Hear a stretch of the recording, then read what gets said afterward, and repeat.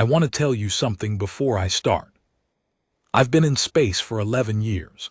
I've seen a Dravari warchief split a plasma door with his bare hands.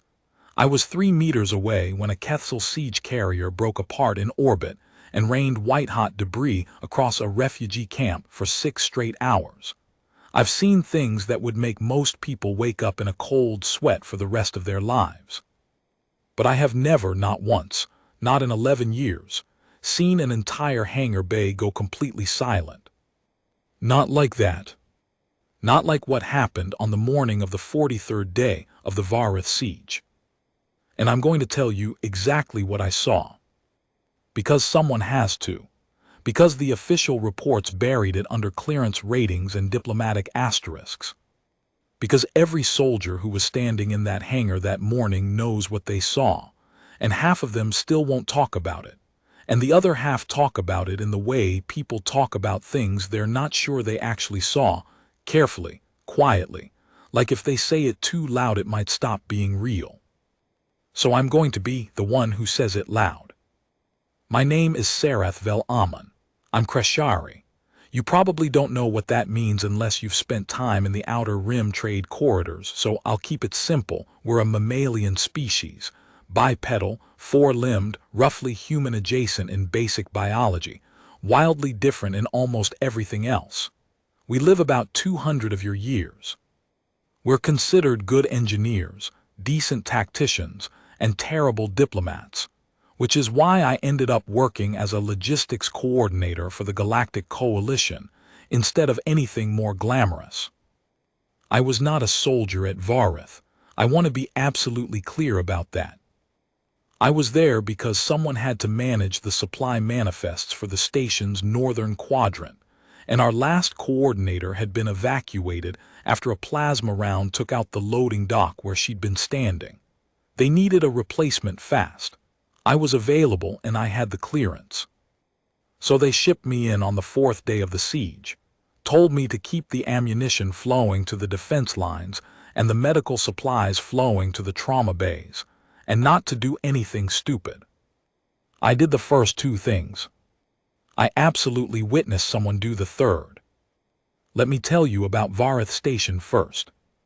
Because you can't understand what happened without understanding the place. Varith Station was, and I use the past tense deliberately, because the Varith Station that existed before the siege is gone now, even if the physical structure survived. Varith Station was one of the oldest Coalition outposts in the Sekal cluster. It had been built in 2 phases. The first about 300 years ago by the Yinthali Cooperative before they folded into the Coalition, and the second about 90 years ago when the Coalition decided they needed a proper military presence near the Quetzal border. The result was a station that felt like it had been designed by 2 completely different species at 2 completely different times, because it had been. The original Yinthali construction was all curved walls and open spaces, and soft bioluminescent lighting that shifted color based on the station's internal atmospheric readings, blue for normal, amber for elevated stress, red for crisis. The Coalition editions were everything you'd expect from military architecture. Sharp angles, reinforced blast doors, corridors designed for rapid movement of troops in formation rather than the comfortable flow of civilian foot traffic. The 2 halves of the station had never fully integrated. There were corridors where you'd turn a corner and go from Coalition gray to Yinthali gold in 3 steps. There were sections of the hangar bay where the floor beneath your feet was original Yinthali composite, smoother, warmer somehow, almost like walking on compressed wood, and sections where it was Coalition Durasteel, cold and loud with every footstep. The hangar bay was the main one, central, the spine of the whole station really. Every major operation flowed through it one way or another. Supply runs came in through it. Evacuation ships launched from it. The defense tethers anchoring the mobile shield emitters were controlled from its command console. If you held the hangar, you held the station. By the 43rd day of the siege, we were barely holding it. The Quetzal had come in force. 47 warships, which sounds like a lot until you understand that each Quetzal warship carries 3 to 4 times the crew complement of a comparable coalition vessel, and that roughly a third of that crew is dedicated combat personnel trained specifically for boarding operations and close-quarters station assault.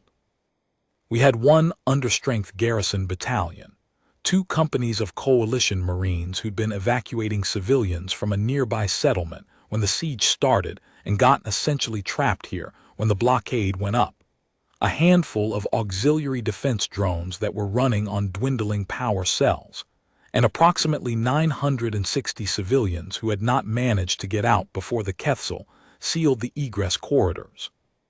We also had 12 humans. 12. They'd come in as part of an Earth Defense Force liaison unit. The Coalition and Earth's government had been running a formal military exchange program for about 6 years at that point, and the humans were still new enough to the whole galactic stage that their participation in anything was treated as somewhere between a curiosity and a public relations exercise. Earth had been contacted by the Coalition about 40 years prior. They'd spent the first decade doing what humans apparently always do when they encounter something genuinely alien and incomprehensible. They studied it obsessively, argued about it intensely, wrote enormous quantities of documents about it, and then started figuring out how to be useful. They'd been on Vareth for about 3 weeks before the siege started. They were supposed to observe, learn the operational protocols, and go home with a better understanding of how coalition defense operations worked. Instead, they got stuck. And then, this is where it gets complicated to explain. They stopped being stuck and started being useful in ways that made everyone uncomfortable. I met the human on day 12. Not the one the story is about, not yet, that comes later. A different one.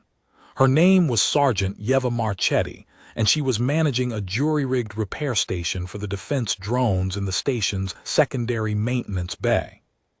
Someone had figured out that the drones' power cells could be partially recharged using components from the station's backup heating grid, and Marchetti had apparently reverse-engineered the process in about 4 hours and was now running a rotation cycle that was keeping roughly 60% of the drones operational, when previously we'd been looking at losing the whole complement within 2 weeks. I went to see her because I needed to update my supply manifest. The components she was using were supposed to be logged as consumed, and they weren't showing up in the system correctly. She was lying half inside a drone housing when I arrived, her legs sticking out at an angle that looked genuinely painful, muttering something to herself in a language I didn't recognize. Not English, something else, something that had a musical quality to it even when the person speaking it was clearly frustrated. I waited.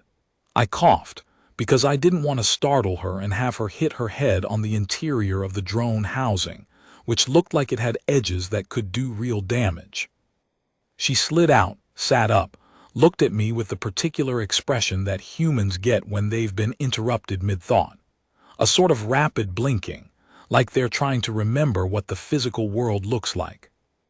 "Logistics," she said. "Yes, I'm Seraph. I need to. The heating components. I know. I've been meaning to file the variance report. She gestured at the drone behind her, then at the 12 other drones in various states of disassembly around her. There's a lot of drones." "There are," I agreed. She stood. She was shorter than me. Most humans were shorter than most Kreshari. It's just a size thing, but she stood in a way that made the height difference feel irrelevant, if that makes any sense. Upright, alert, like someone who was exactly where they meant to be. "I'll get you the variance report by 3rd shift, she said. "I need 2 more hours on this batch first." "That's acceptable." She nodded, started to turn back to the drone, then stopped, looked at me again. "How are the supply lines holding?" she asked. And the thing about it was, she asked it like she actually wanted to know, not the polite asking that you get from people who feel like they should ask. She asked it like the answer was going to affect what she did next. Strained, I said. The Kethsel are targeting the loading dock approaches. We've had to reroute 3 times. She made a sound. Not a word, just a sound, a low, considering sort of noise, thinking. What routes are still clean? I told her. She nodded again, and I could see something happening behind her eyes, that particular quality of human concentration, where they go slightly still and slightly distant at the same time, like something inside them is moving very fast while the outside slows down. Okay, she said, thank you. I left. She went back to her drone.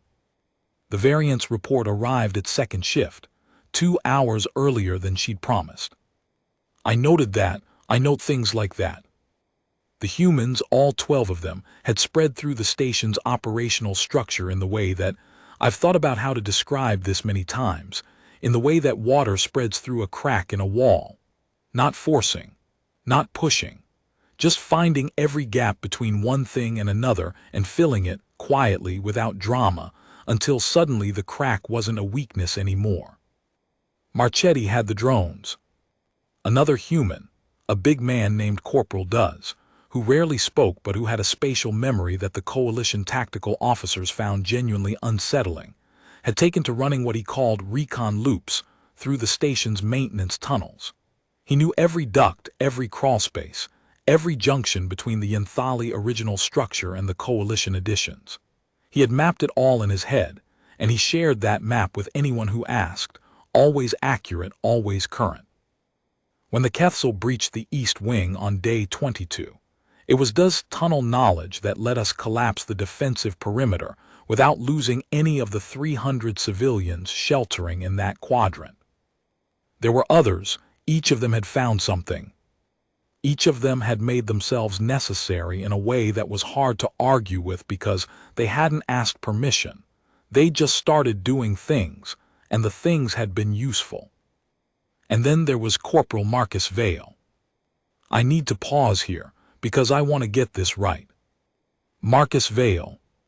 When I try to describe him, I run into the same problem that everyone who knew him runs into, which is that there's nothing about him on the surface that prepares you for what's underneath. He was medium height for a human, which put him somewhat below average for a coalition marine and decidedly smaller than a Kethsel warrior. Brown hair, cut short, the kind of short that suggests military habit more than actual preference. Eyes that were, and I've heard at least 4 different people describe the color of his eyes in 4 completely different ways, so I'm just going to say they were a complicated color that changed depending on the light. Brown in some lights, something closer to amber in others. He moved quietly, not aggressively quiet, not the studied silence of someone trying to be threatening, just naturally quiet, like noise was something that happened to other people. When he entered a room, it took a few seconds to notice him. When he left, it took a few seconds to realize he'd gone. He had a scar on his left forearm. Horizontal, old, fully healed. I never asked about it. He'd been assigned to perimeter watch for the hangar bay, which on paper meant he was standing at various checkpoints confirming identification and monitoring the drone feeds. In practice, by day 20 or so, he'd essentially taken over the tactical observation function for the entire hangar operation, not by claiming any authority, but by being the person who noticed things. Small things. Things that other people saw but didn't register as significant. Like the vibration pattern in the station's eastern docking struts that indicated the Kethsel were running microbore tunneling equipment through the station's outer hull somewhere in a 20-meter radius, 3 days before their breach. He'd mentioned that one quietly to the garrison's tactical officer, a Yntali named Commander Cell, at about 4th shift on day 19.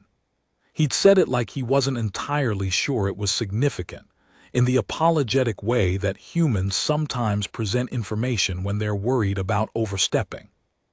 Commander Cell had gone still, and then moved very fast, and within 6 hours we'd repositioned 3 of our mobile shield emitters to cover the breach point. which was why the Kethel's Day 22 assault had cost them 3 boarding craft instead of costing us the East Wing. Commander Sell had looked at Vale differently after that.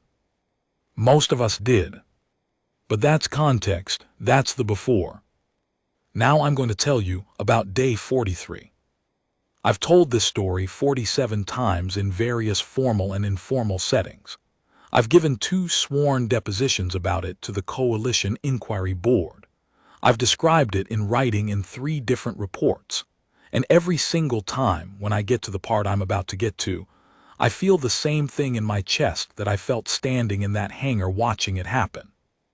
Not exactly fear, not exactly awe. Something between the two that doesn't have a name in my language. I don't know if it has a name in any language. It started with the fire.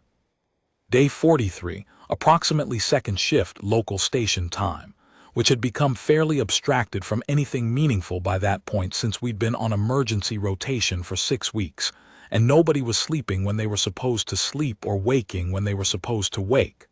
The siege had been grinding. Grinding is the word. Not dramatic, not cinematic, not the kind of warfare that gets written about with any particular glory. Just constant pressure, constant attrition, constant quiet erosion of everything you thought you had. The Kethel had stopped their major assault attempts around Day 35. They tried 4 times to take the hangar by force, and 4 times they'd been repelled, and after the 4th attempt, which had cost them, by our drone estimates, somewhere north of 200 combat troops, they'd apparently decided that direct assault wasn't the efficient path. They'd shifted to what I can only describe as a slow strangulation strategy, systematic targeting of our power grid, targeted strikes against our air circulation systems, calculated attacks on our food and water processing infrastructure. They were going to make us too exhausted and too resource depleted to fight, and then they were going to walk in. It was working. By Day 43, we had power rationing at 30%, meaning every non-essential system was off, and most essential systems were running at reduced capacity. The ambient temperature in the hangar bay had dropped significantly because the heating systems were prioritized for the medical bay and the civilian shelter areas. The lights were at about 40%. Everything was dim and cold, and smelled like the particular combination of metal and fear and recycled air that siege conditions produce. We had 11 humans now, not 12. Private First Class Okafor had been badly injured in a Kethel probe attack on Day 38, and was in the medical bay with injuries that the coalition doctors weren't entirely sure how to treat human biology, apparently having some genuinely confusing variations from the coalition norm in terms of how their organ systems responded to certain types of trauma. Vale had taken to spending a lot of time in the medical bay, helping, I think, or just being there, I'm not sure which. On the morning of Day 43, he was back at his post. The fire started in the secondary power coupling array on the hangar bay's northern wall. I found out later what caused it. The power rationing had created a feedback cascade in one of the emergency bypass conduits, the kind of thing that should have been caught by the monitoring systems, but wasn't, because the monitoring systems were one of the things running at reduced capacity. The conduit overloaded. The insulation burned. The fire jumped to 3 adjacent panels in about 11 seconds. The hangar bay's fire suppression system triggered immediately, which under normal circumstances would have ended things there. Suppression foam, atmospheric venting, done. Except our atmospheric venting was running at reduced capacity, because everything was running at reduced capacity. And the suppression foam that discharged caught the electrical fire at the wrong moment. I've been told the technical explanation for this. Something about the specific chemical composition of the foam and the particular type of electrical discharge. And instead of suppressing the fire, it accelerated it. I was standing about 40 meters from the northern wall when it happened. I was reviewing a supply manifest on my datapad. I heard the suppression system trigger, and then I heard a sound that I'd never heard before, a sort of deep bass ignition, like something breathing in, and then a very fast, very loud exhalation. And I looked up, and the northern wall of the hangar bay was on fire. Not in a small, manageable way. The whole wall, floor to ceiling.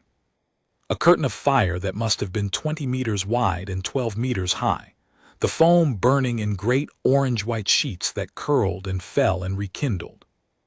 And running the length of that burning wall, connecting the main power coupling array to the hangar bay's central control console, was a cable run.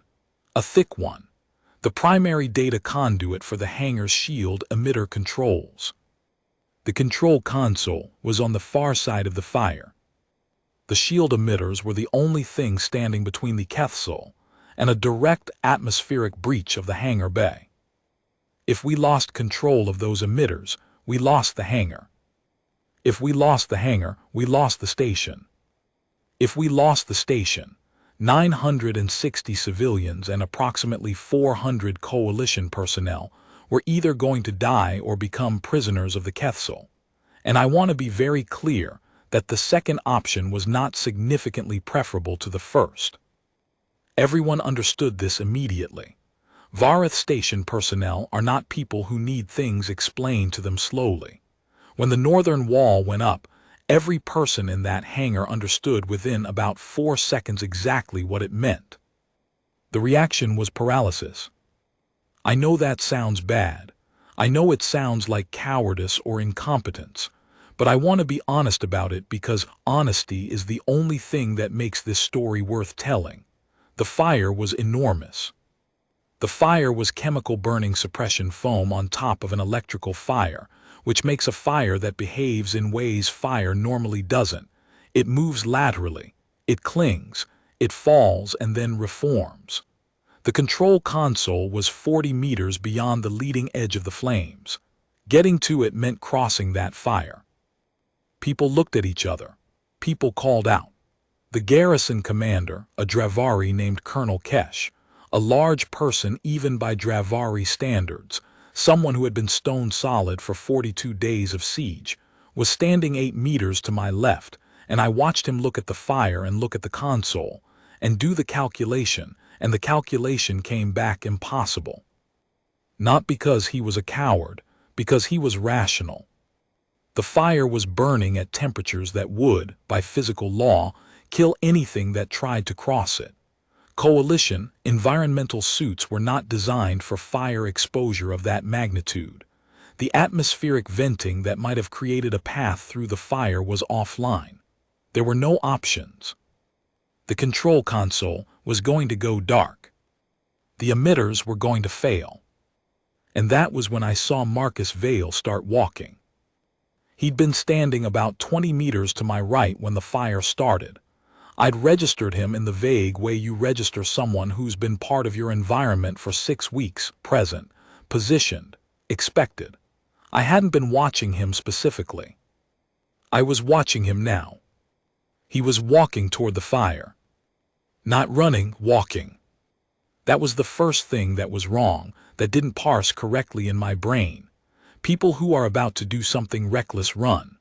They move fast.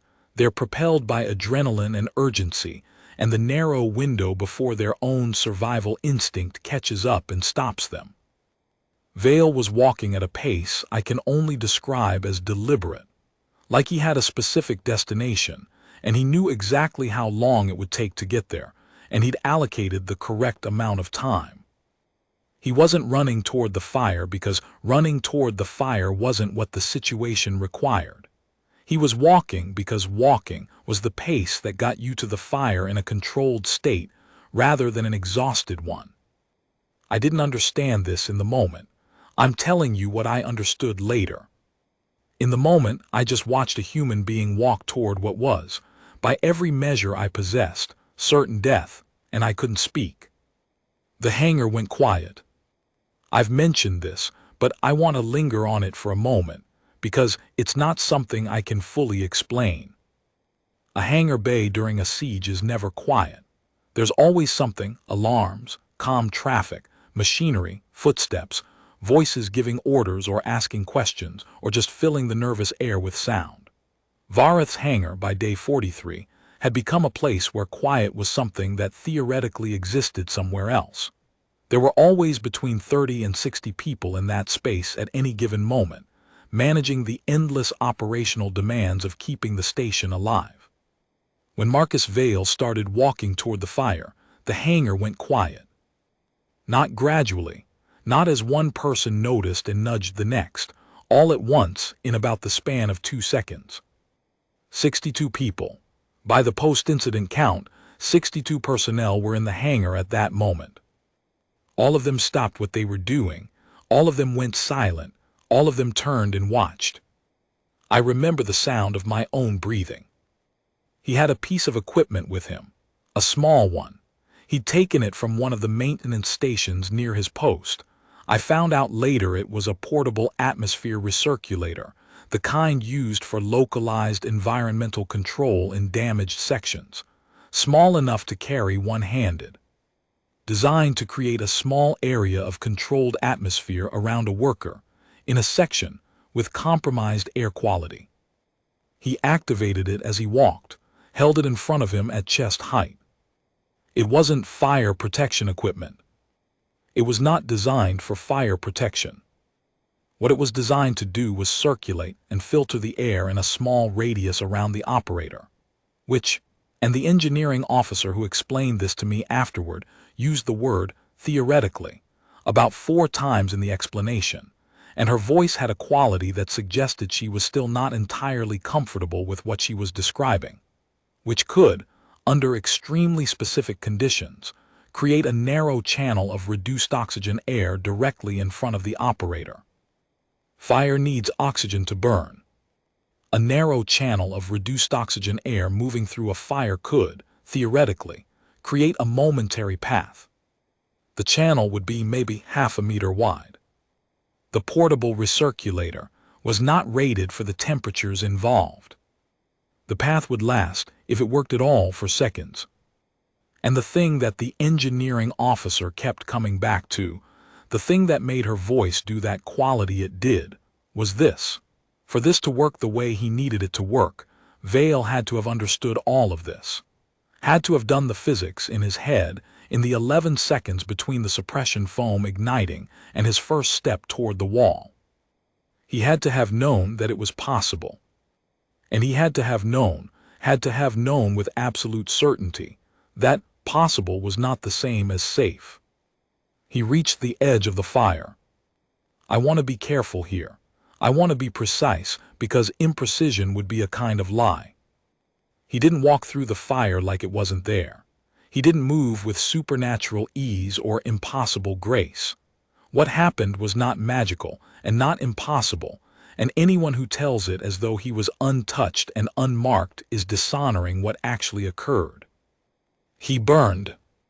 The temperature at the edge of that fire was significant.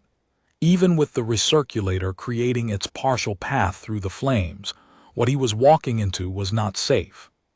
His uniform's outer layer had fire-retardant properties.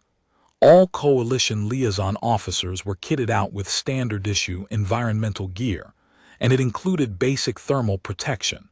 But basic thermal protection is not designed for what he walked into. He burned and he kept walking. The channel from the recirculator was real. It worked. In the middle of that curtain of fire there was a narrow space, maybe 40 centimeters wide, where the flames were lower, where the oxygen was thin enough to suppress the worst of it. It was not nothing. It was a real path. But a real path through fire is still a path through fire. And he walked it. I could see him through the flames, intermittently, as the fire shifted and moved, his shape visible in silhouette and then obscured and then visible again. He was moving steadily, not running, still not running, because if he ran he risked losing the path, and if he lost the path he would die before he reached the console. He walked 20 meters into the fire. It took, by my count, about 40 seconds. 40 seconds is a very long time to watch someone walk through fire. He reached the console. I know he reached it because the hangar's shield emitter status lights, which had been flickering and dropping since the fire started, steadied. One light, then two, then all five holding solid green. The emitters were stable. For about 10 seconds after that, I don't think anyone in the hangar breathed. And then the fire suppression team, who had, I think, been paralyzed in the same way the rest of us had been paralyzed, standing with their equipment in their hands watching a human being do something that was not supposed to be possible, the fire suppression team activated. Full discharge. The reserve foam this time, the kind that didn't have the feedback reaction problem.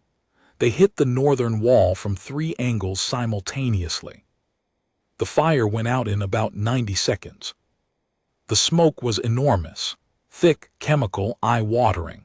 The hangar filled with it. The emergency ventilation kicked in, running at whatever capacity it could manage, and for about 4 minutes nobody could really see anything. When the smoke cleared enough to see the northern wall, it was black. The panels were destroyed. The cable run was still intact, barely, but intact, which is why the console had held. And Marcus Vale was sitting on the floor in front of the control console, with his back against its base, and his legs stretched out in front of him, and he was looking at his hands. I walked over to him. I don't know why I was the one who walked over. In my memory, the other 61 people in that hangar seemed to be doing something else, moving, reacting, starting the recovery protocols. Maybe they were.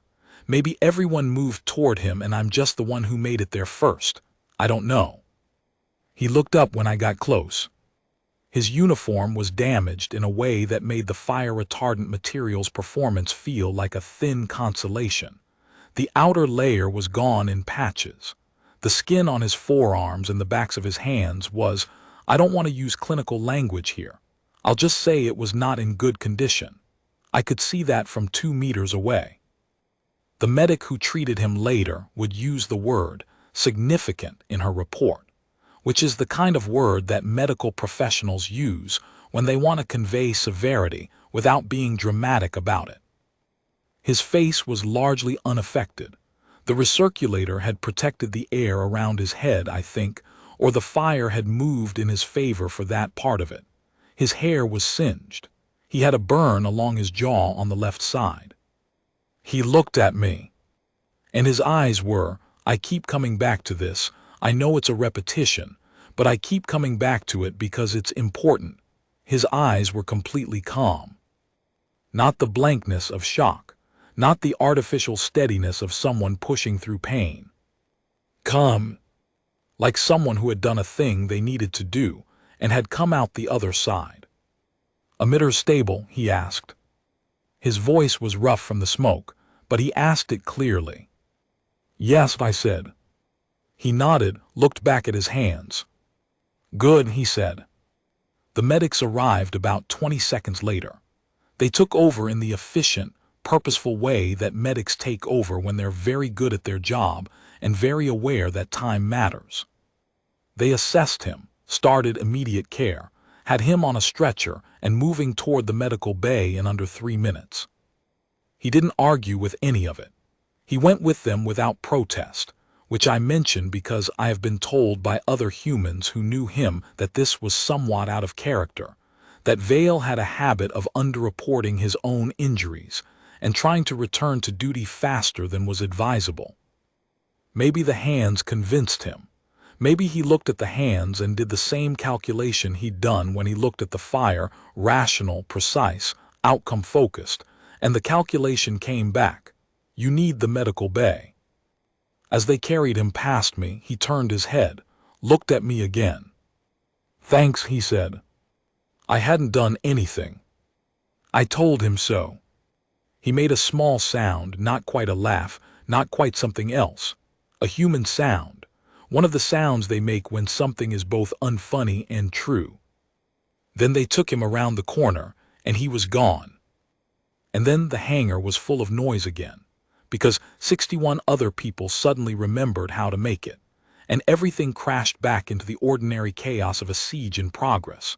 And someone was already on the radio to Commander Cell about the state of the power grid, and someone else was pulling up schematics for the northern wall damage assessment, and the supply manifests I'd been reviewing were still on my datapad, numbers waiting to be confirmed.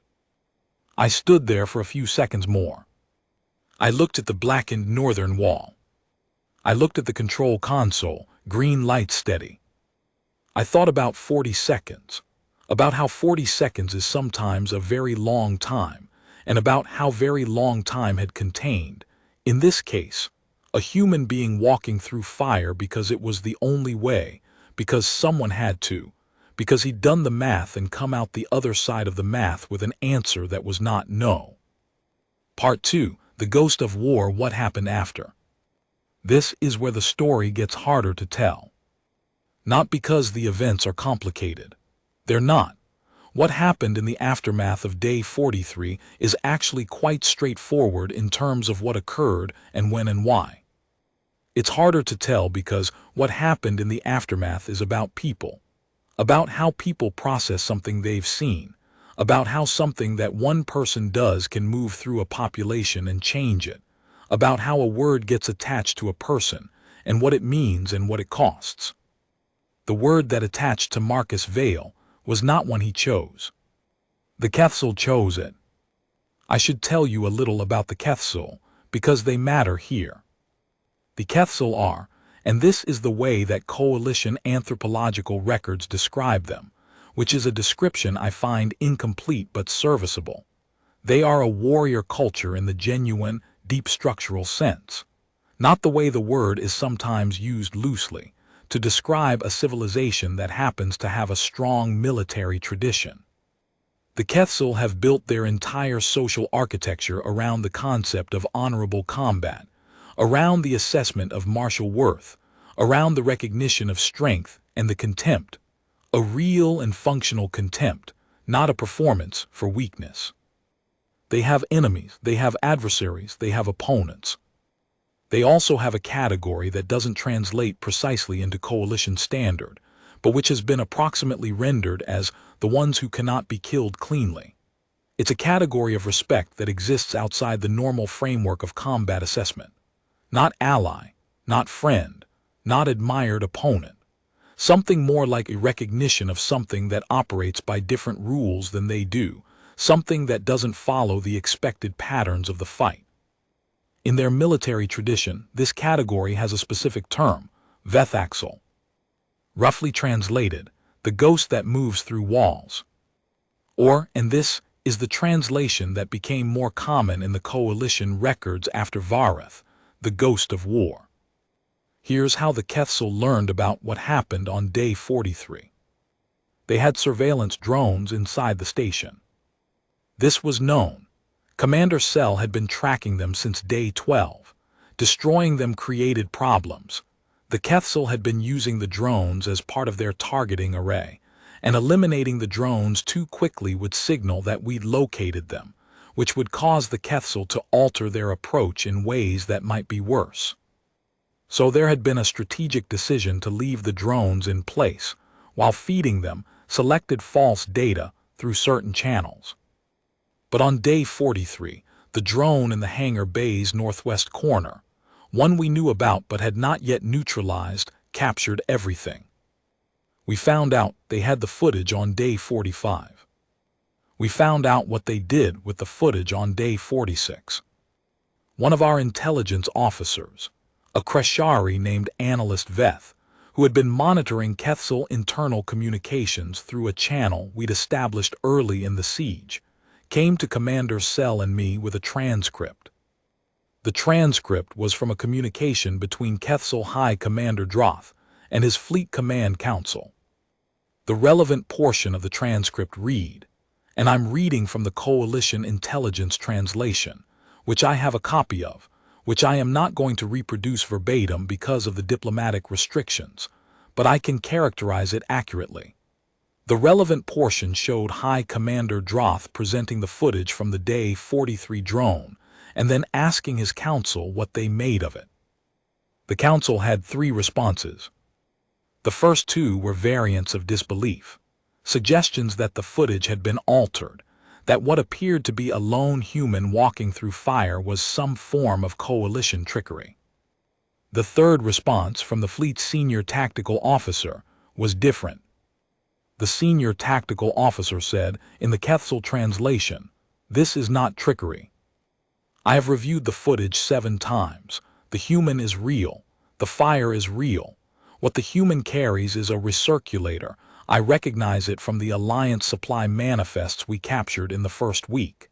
He has made a path through the fire with a recirculator. This is not trickery. This is a human who looked at something that cannot be done and decided that he was the one who would do it." And then the senior tactical officer used the word Vethaxel. Droth had gone quiet for what the transcript recorded as 11 seconds. Then he'd said, "I want the human's designation."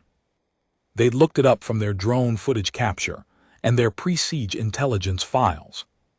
Corporal Marcus Vale, Earth Defense Force, Liaison Unit 7, human. Droth had read it back slowly, like he was committing it to memory. Then he'd said, "Vethaxel must be respected." And the communication had shifted to other topics. Commander Cell had gone very still while reading the transcript.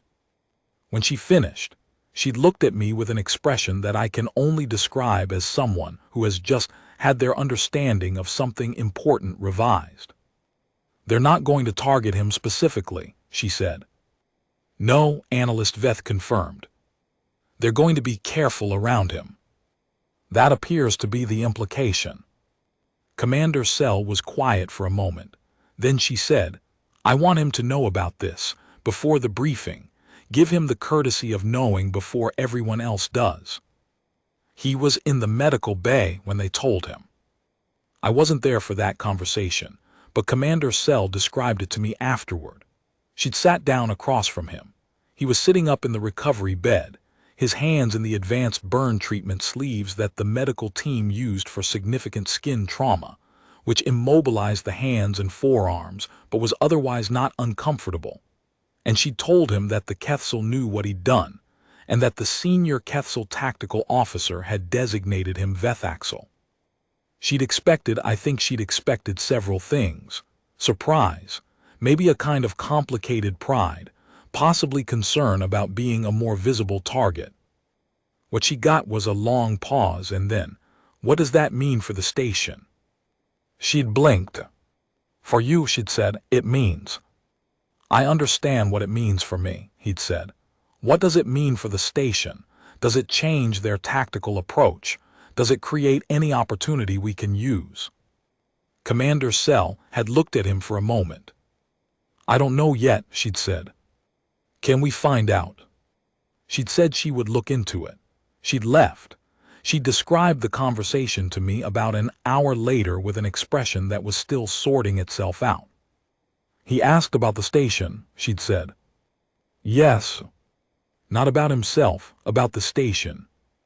"That's what you said." She'd looked at me. "What is it with these humans?" I'd thought about it. "I think," I'd said carefully, "that they are very much more complicated than they look." She'd made a sound that wasn't quite agreement and wasn't quite argument. By day 49, Vale had been returned to limited duty by the medical team, who had cleared him for observation functions but not yet for anything involving the hands.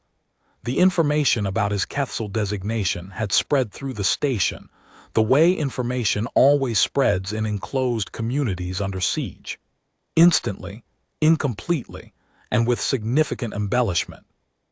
By the time the story had fully circulated, there were at least 4 versions of what had happened on day 43. In the least embellished version, a human had walked through a fire with a recirculator. In the most embellished version, a human had walked through a fire with nothing, had been on fire himself, had put himself out by force of will, and had then continued working at the control console while still smoldering. The last version was not accurate. I'm going to say that clearly. But what was accurate was this. The effect on the station's personnel was real, and it was significant. There is something, and I'm going to try to say this carefully because I think it matters. There is something that happens to people who witness something outside the expected range of human or humanoid capability. Not the capability of some abstract other person. The capability of someone they know. Someone they've been eating recycled rations next to, and sleeping on emergency cots near, and sharing the grinding exhaustion of a 6-week siege with. When someone you know does something that you didn't think was possible, it changes your model of what's possible. Not just for them, for yourself. The garrison personnel, who had been tired, who had been frightened, who had been doing the quietly heroic work of holding out under conditions that were getting incrementally worse with every passing day. Those people watched the story of Day 43 move through their community, and something shifted. I watched it happen. It was subtle. It wasn't anyone standing up and making speeches or invoking Vale's name in declarations. It was quieter than that. People stood a little differently at their posts. The response times to emergency calls got fractionally faster. The reports coming out of the maintenance teams started showing solutions to problems that had previously been listed as intractable. Nothing dramatic, nothing you could point to and say, this is the Day 43 effect. Just a general, incremental shift toward a kind of stubborn capability. There's a thing that humans say, Marchetti told me this once, during one of our supply manifest reviews that had turned into something more like a conversation. There's a thing that humans say about impossible things, about things that supposedly can't be done. She'd been explaining why she'd tried the recirculator modification on the drone power cells. I'd asked what made her think it would work, since the engineering principles were not obviously compatible. She'd said, "Someone told me once that most things that are supposed to be impossible are actually just things that nobody's tried yet in exactly the right way." I'd thought about that. "Where did you hear that?" I'd asked. She'd smiled. It was a complicated smile. "Marcus told me that." The siege ended on Day 61. I won't describe the whole of it here. That's a longer story and not the one I'm telling. The short version is this. The coalition fleet that had been fighting through the Kethel blockade from the outside finally broke through on Day 58. 3 days of fleet-level combat followed. On Day 61, High Commander Droth sent a cessation communication to Commander Cell. The Kethel withdrew. Not in defeat, not in the dramatic sense. They had not been destroyed. They had not been routed. They'd made a calculation, the same kind of calculation they'd been making throughout the siege, and the calculation had come back.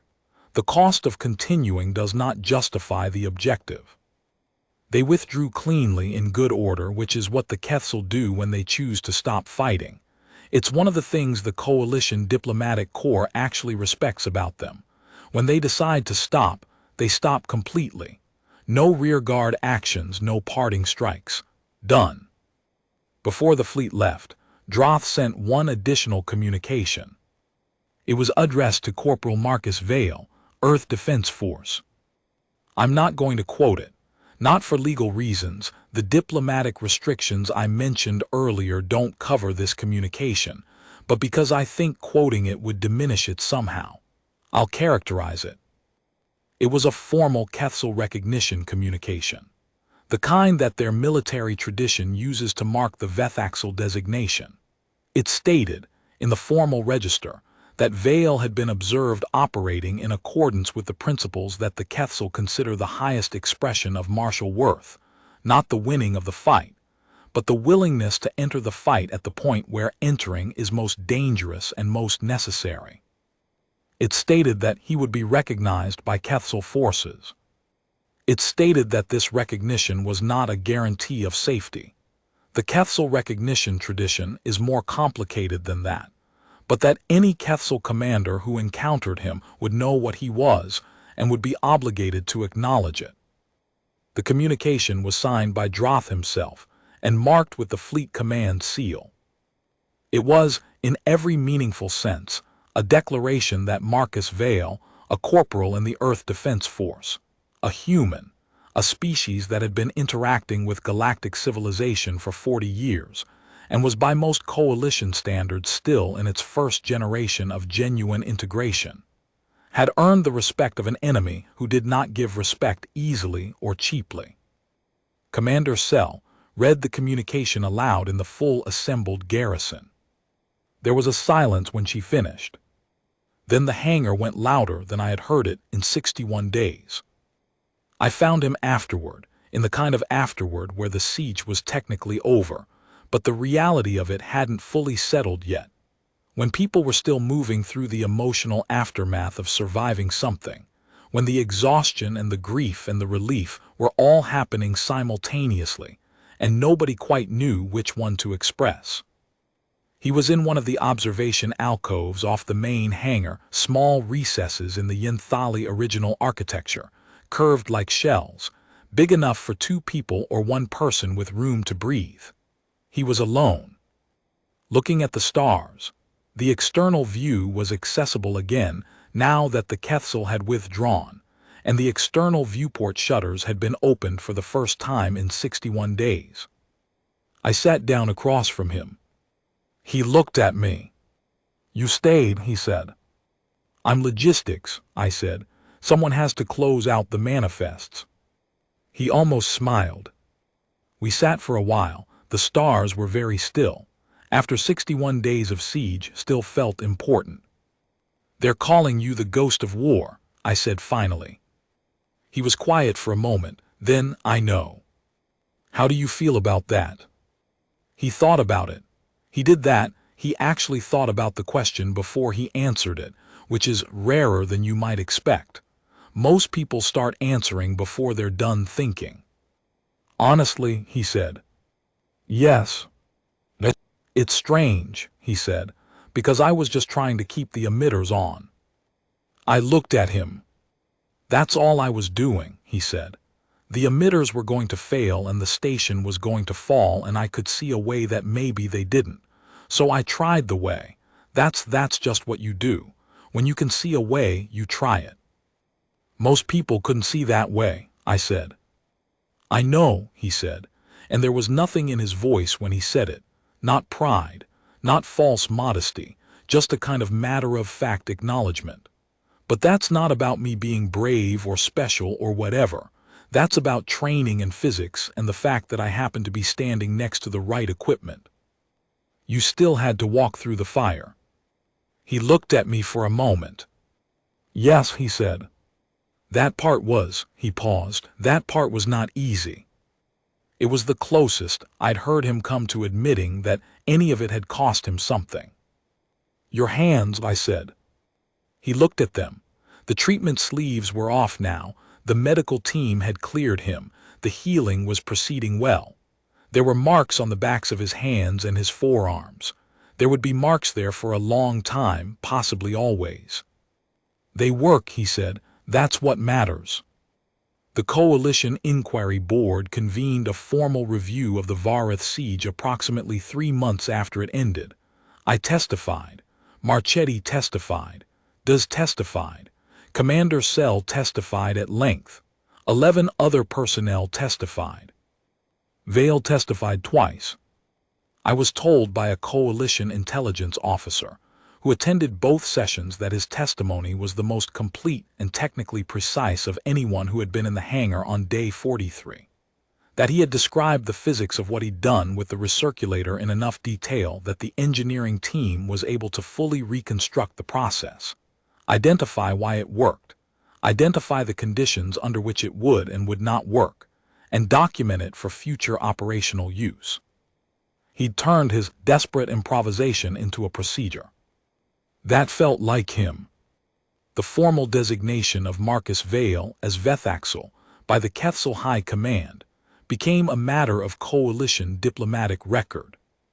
It was, as far as the Coalition Diplomatic Office could determine, only the second time in recorded Coalition history that a Quetzal High Commander had issued a formal Vethaxel recognition to a non-Quetzal individual during an active conflict, and the first time it had been issued to a human. The diplomatic implications were, apparently, significant. I was told that the Earth government's diplomatic corps spent about 6 weeks in very intense conversations with the coalition diplomatic office about how to handle it, whether to publicize it, how to publicize it if they did, what it meant for the broader relationship between Earth and the Quetzal, who were not, as I may have failed to mention, currently in a state of formal peace with Earth, though they were not in a state of formal war either, since Earth's military was not yet formally integrated into the coalition's conflict frameworks. In the end, the Earth government decided to release the information publicly. There was some debate about this, from what I understand, but the logic that won out was straightforward.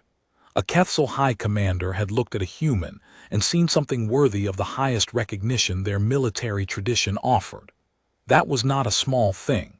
That was, depending on how you interpreted it, the beginning of a different kind of relationship. The story went public, and Marcus Vale, who had been a corporal in the Earth Defense Force doing his job in a place that had turned into something much more than he'd signed up for, became something much more than a corporal. Not because he'd sought it, not because he'd wanted it, but because he'd walked through fire when the fire needed to be walked through, and because 61 people had watched him do it, and because even the people who'd sent the fire had looked at the footage and seen something they couldn't explain away. Part 3: What it means. I'm going to do something here that might seem like a departure from everything I've been saying. Bear with me. I've been telling you about Marcus Vale, about what he did and how people responded and what the Quetzal called him afterward. But there's a part of this story that I've been circling around, that I haven't said directly, that I think is actually the most important part. It's about fire. Not the literal fire in the hangar. About fire as a thing that exists in lives and in histories. About the specific nature of what it means to face something burning and keep walking. I'm Kreshari. I told you we live about 200 years.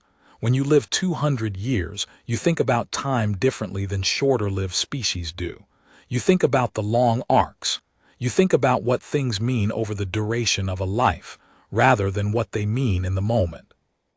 And I've spent a lot of time, the 3 years since Vareth, and more than that, because I started thinking about it the night of day 43, and I haven't really stopped. I've spent a lot of time thinking about what it means to walk through fire when fire is in front of you. Here's what I've come to. Most of us in our lives have a fire, something that stands between where we are and where we need to be, something that is, by every rational assessment, too dangerous to cross, something that would be entirely reasonable to stop in front of and say, no, not me, not this way, someone else, a different path. Most of us stop. This is not weakness. I want to be clear about that. Stopping in front of the fire and choosing not to cross is often the entirely correct decision. The fire will kill you. The calculation does not favor crossing. There are other ways. Wait for the fire to burn out. Find a path around it. Get help. These are rational responses. They are often the right responses. But sometimes, and this is the part that I think about, the part that I keep coming back to, sometimes the other paths aren't there. Sometimes the fire is standing between you and something that will not wait. Sometimes waiting for it to burn out is waiting too long, and going around it means something else burns instead, and getting help means the help arrives after the moment has already passed. And in those moments, the question is not, is it safe to cross? The question is there a way through? Not, am I willing to pay the cost? Because that question, honestly, is a kind of performance. You don't fully know what you're willing to pay until you're standing at the edge of the fire. What you can know, before you reach the edge, is whether there is a way through that has any chance of succeeding.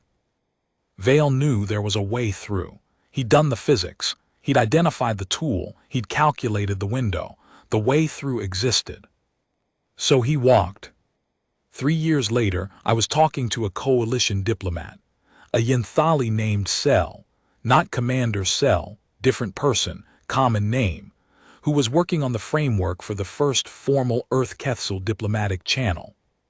She'd been reading the Varath files as part of her background research, and she'd found my testimony, and she'd asked if we could speak. We spoke for about 2 hours. At the end, she asked me a question that I've been thinking about ever since. She said, "In your opinion, was what Marcus Vail did on day 43 an act of bravery or an act of calculation?" I thought about it. I said, "I don't think those things are as different as we assume they are." She looked at me. I said, "He calculated that there was a way through, but calculating that there's a way through isn't what got him through. What got him through was the willingness to act on the calculation, to take what existed as a theoretical path in his head and make it a physical path with his body. And that the gap between knowing there's a way and actually walking it, that gap is where bravery lives. That's what bravery is, I think. Not the absence of fear, not the absence of rational risk assessment, just the willingness to close that gap." She was quiet for a moment. Then she said, "That's a useful framework." And she wrote it down.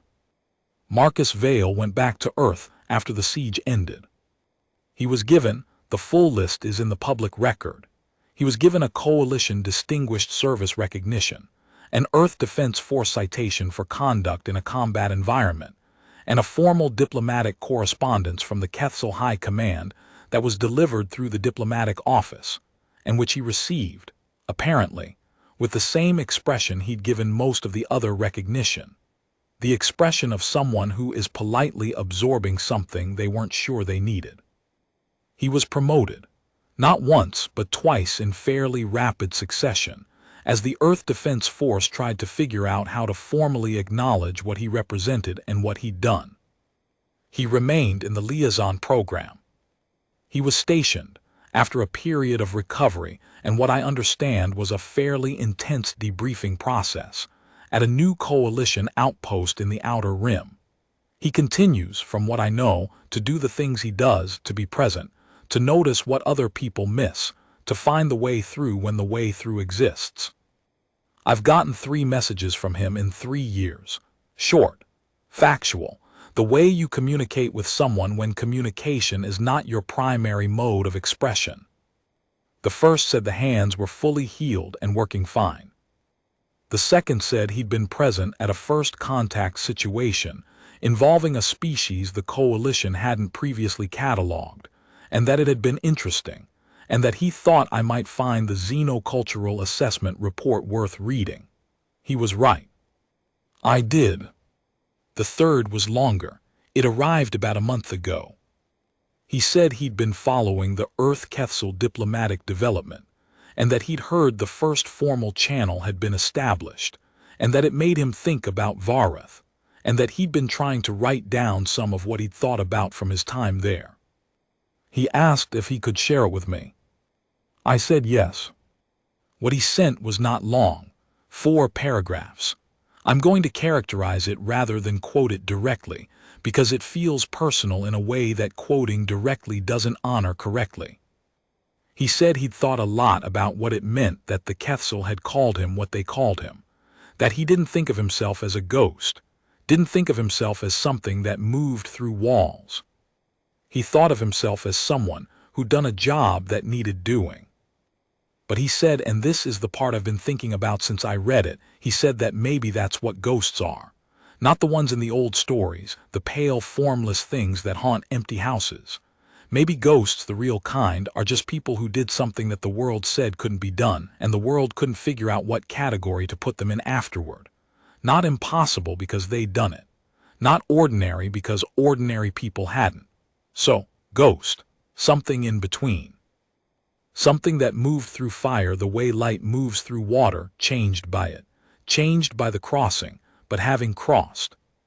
He said, I don't know if that makes sense. I wrote back, it makes complete sense. The last thing. I promised you a memorable ending line, and I've been thinking about what it should be, because the ending line of a story like this can't be too neat. It can't wrap it up in a bow that doesn't exist. What happened at Varath was not neat. It was complicated and it was painful, and it was 61 days of grinding survival and one morning of extraordinary fire. So here's what I've come to. There's a thing that happens on stations under siege. Any enclosed environment under extreme pressure, really. The ambient lighting readouts that the Yinthali put into Varith's original architecture, the ones I mentioned at the beginning that shifted from blue to amber to red based on the station's stress levels, those readouts become part of how people understand their situation. You stop consciously registering them after a while, but they're always in the periphery, always calibrating your sense of how bad things are. On day 43, for the 11 or so minutes between the fire starting and the emitters stabilizing, those readouts had been read. When the emitters came back online, when the console registered stable, when the green lights held, the readouts shifted. Back to amber. Not blue, we were still in a siege, the station was still damaged, the Kethsel were still outside. But not red, not crisis. Amber, which meant elevated stress, which meant hard but not lost. I remember thinking, standing in the smoke in the aftermath, that amber was its own kind of good news. That amber meant there was still time. That amber meant the fire had been walked through, and something on the other side of it had held. There's something worth carrying from that, I think, in whatever fire you're facing, in whatever hangar you find yourself standing in when the wall goes up and the calculation looks impossible.